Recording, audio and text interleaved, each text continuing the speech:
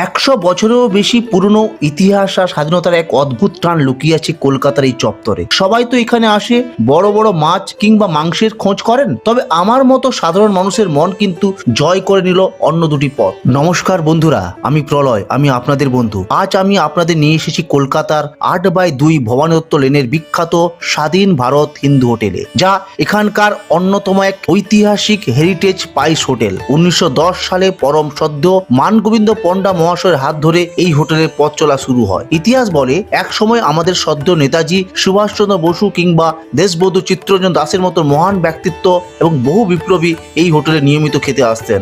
আজ এত বছর পরেও এখানে বসে যখন কলা পাতায় গরম ভাত আর মাটির ভাঁড়ে জল দেখি, মনটা সত্যি এক অদ্ভুত নস্টালজিতে ভরে ওঠে। আমি এখানে এসে খুব সাধারণভাবে থালিটা সাজিয়েছিলাম। ভাত, পুঁই শাকের চচ্চড়ি, মুড়িঘণ্ট আর সাথে মাংস আর মাছের একটি পদ। সত্যি বলতে বন্ধুরা, এদের পুঁই শাকের চচ্চড়ির স্বাদ কিন্তু আমার কাছে বেশ ভালো লেগেছে। আর কাতলা মাছের মাথা দিয়ে মুড়িঘণ্ট তো এক কথায় অসাধারণ হয়েছিল। তবে হ্যাঁ, এদের মাছের পদটি আমি ট্রাই করেছিলাম, সেটা কিন্তু আমার কাছে একেবারে অতি সাধারণ লেগেছে, মানে মুখে লেগে থাকার মতো বিশেষ কিছু মনে হয়নি। তাই এই দুর্দান্ত চচ্চড়ি আর মুড়িঘণ্ট আমার তরফ থেকে আপনাদের জন্য আজ মাস্ট রেকমেন্ড রইল।